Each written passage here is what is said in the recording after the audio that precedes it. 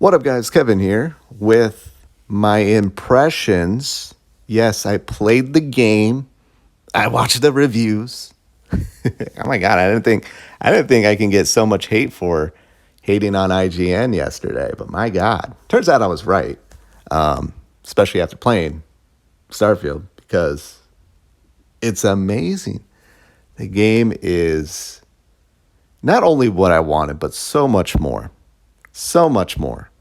I was really expecting, like, all right, I'm going to play the game, and it'll probably just be like one part of the game I really, really enjoy. Then the other parts will be like, meh, I won't bother. But this one part here will do me good. But yeah, this is a Bethesda game. People who are crapping on the game, like the legitimate people who are crapping on the game, I'm not talking about the IGN bozo who dressed up as Kratos and has a bunch of posts talking shit about Xbox. I'm talking about people who actually have an issue with the game. I think they really did expect more. I don't think maybe they're aware of what a proper Bethesda RPG is, and they expected something different. But this is a Bethesda. This is an Oblivion in space. This game is awesome. My biggest takeaway so far, it's probably two biggest takeaways. First off is how polished this game is and how bug-free it's been. Still bugs. And the second is just how immersive immediately it gets you in. And just so many things to do. And I mean that in a good way.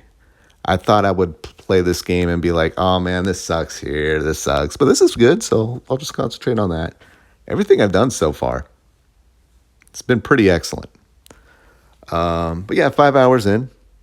I mean, do I really love the game? I didn't stay up all night and post, bloodshot eyes on my Twitter feed. But even though I have the day off. But here's the thing. I'm like, I can go to bed and wake up and enjoy my whole day off playing the game. Or I could stay up all night playing it and fight being tired and then end up sleeping all day and just waste a day off. That's my thinking. I don't know what your thinking is, but here I am up very early, excited to play. I don't even want to make this video, but this game is pretty damn good so far. Now let's talk about my issues with the game. My issues with the game, the character models, which I actually got to say I am relieved because I watched a lot of trailers and impressions, or not impressions, but previews the last week before launch, and I'm like, yo, I cannot play a game with character models that look like that. They just look like clay. They look like PS3, PS2 models, but no, they actually look really good, especially the important ones where you actually get to interact with. Again, they don't look the best, but good enough. And I'm still in that just relief phase of like, oh, okay, this is not bad at all. It's not bad. There are some bugs.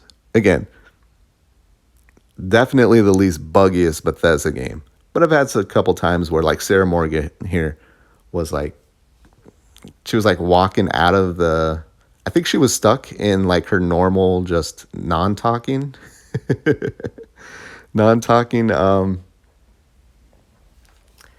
just walking around. But we were in a cutscene, so usually the cutscene they're up front and center, but she was just off walking to the side and I couldn't see her.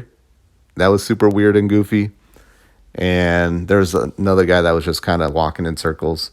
The enemy AI can be really good, and sometimes they're a little bit derpy. It's kind of like real life. You have coworkers who are really good, and you have some coworkers that are really derpy, and they're Bethesda NPCs. So I guess that's realism right there. But yeah, a little bit of that. Graphically, I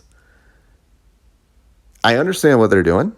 They're trying to make things look kind of realistic. They're not trying to make the most vibrant, gooey, Fortnite looking vistas and all that stuff.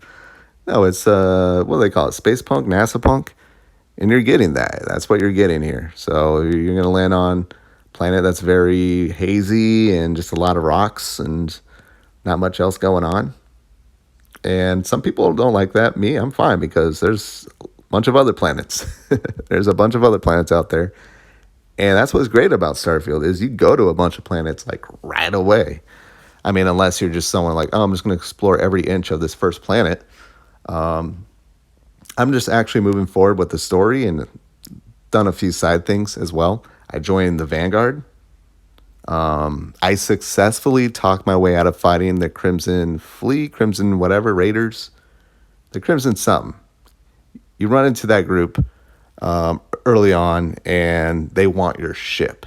They want your ship. And of course, there's an option to fight, but I successfully used my dialogue, my talking skills, which I don't have any points in, and I talked my way out of it. I was like, that is so damn cool. That is so damn cool. I think they do give you like an option like to auto persuasion. Get rid of that. We don't need that. But that was an awesome moment. It feels very more RPG in that sense. And also when you get in those interactions, like I'm with Sarah Morgan, and you can do stuff all out of order. And just the way like Sarah Morgan will like pop in the conversation when you're talking with someone else, and just talk about what you just did. I'm like, wait, that thing I just did was completely optional. Like I could have done that much later, and you're talking about it now in this one-on-one interaction I'm having with just some other random. That is absolutely impressive to me.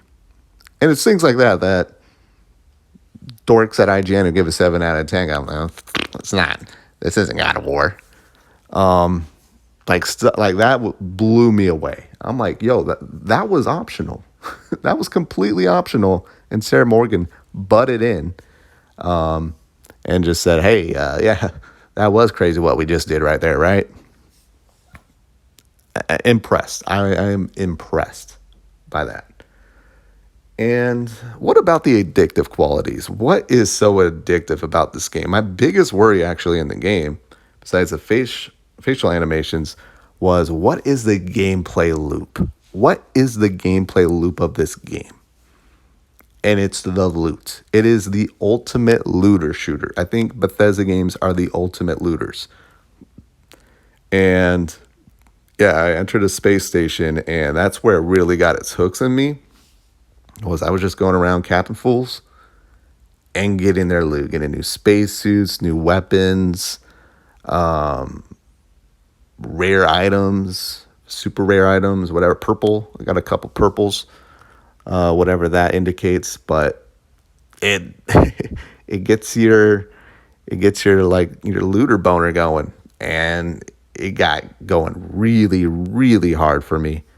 And I'm just like, I'm in. I love it. I love the space punk aesthetic. It's so damn cool. It is so damn cool. And, oh yeah, Sarah Morgan. Did I talk about Sarah Morgan? She's pretty damn hot. She's pretty hot.